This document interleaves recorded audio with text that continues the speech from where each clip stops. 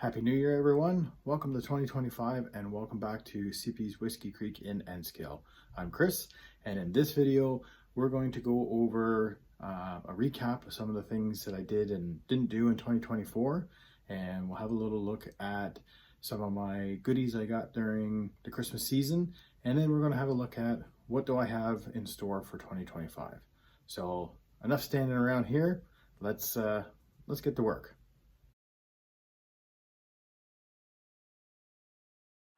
I started 2024 off with a huge bang by being able to attend the Railroad Hobby Show. Whether you want to call it Springfield, Amherst, Big E, whatever you want to call it, what an experience that was. Definitely a highlight of my model railroad journey. So I'm very thrilled that I was able to get to go down there. I'm sure it's going to be a couple years before I'm going back there again. If I make it back there, I certainly would like to, but it's there's other things I need to focus on first before I head back down there again.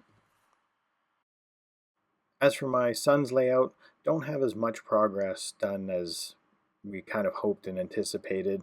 At least got the bench work done, and we have the CN line running, so that's at least a plus that we can run some trains for now. But definitely have a lot more work to be done, and need to dedicate a lot more time to helping him out, getting him going to have some more progress for him. As for my dad's layout, I haven't made any progress on helping him out with that. So that's one of the first things I need to work on in 2025 is getting the bench work built for him so then he can sort of have the same success my son has, that at least he can get the main line running and get some trains moving. As for my layout, I really didn't have the progress that I had hoped or planned for on that front as well. I didn't get anything done in the distillery area. All the buildings that I have ready to start building, they're still sitting in their packages and still waiting for me to sit down and work on them. And I did spend some time creating a new scrapyard, so if you haven't checked out that video, that was one of my recent videos about the completion of that. I did also spend a lot of time focusing on a new expansion that kind of took me away from the other expansions that I was going to do. This one is down near the distillery, and this is what I'm calling the belt line. So that's going to be my next video that I'm going to work on, sort of expanding on that. But this took a lot of thought process and planning and preparation, so that's where my focus ended up being. Doesn't look like much, but hopefully the next video will make more sense.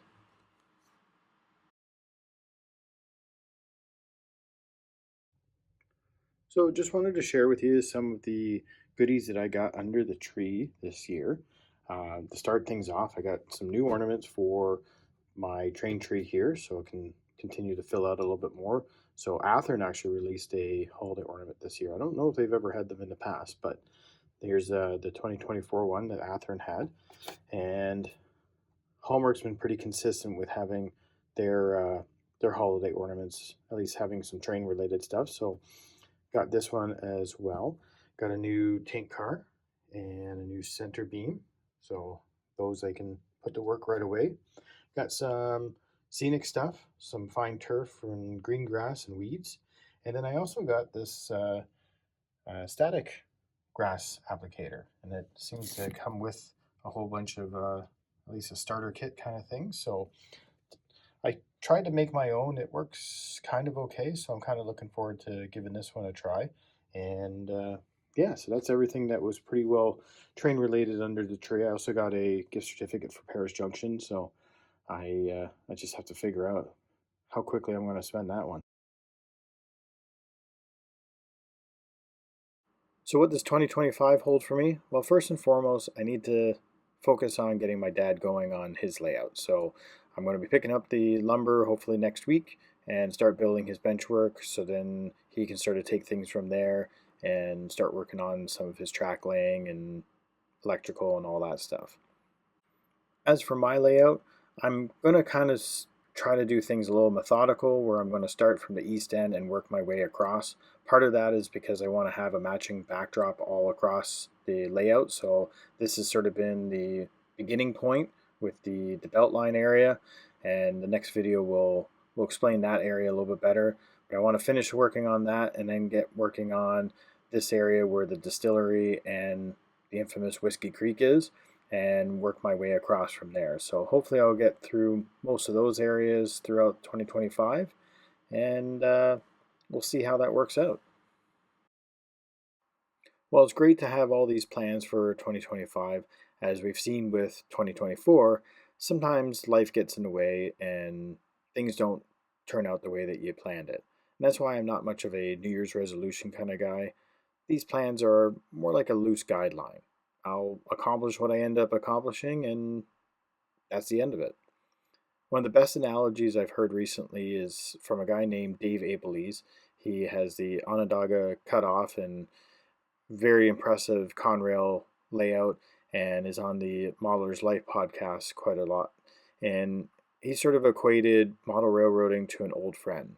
You can take breaks for months, but at the end of the day, it's always there for you when you need it, and you can always pick up right where you left off.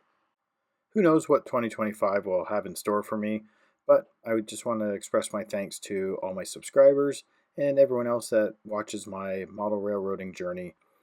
Wherever this year ends up leading us, I can't wait to have you along for the ride. Thanks for watching.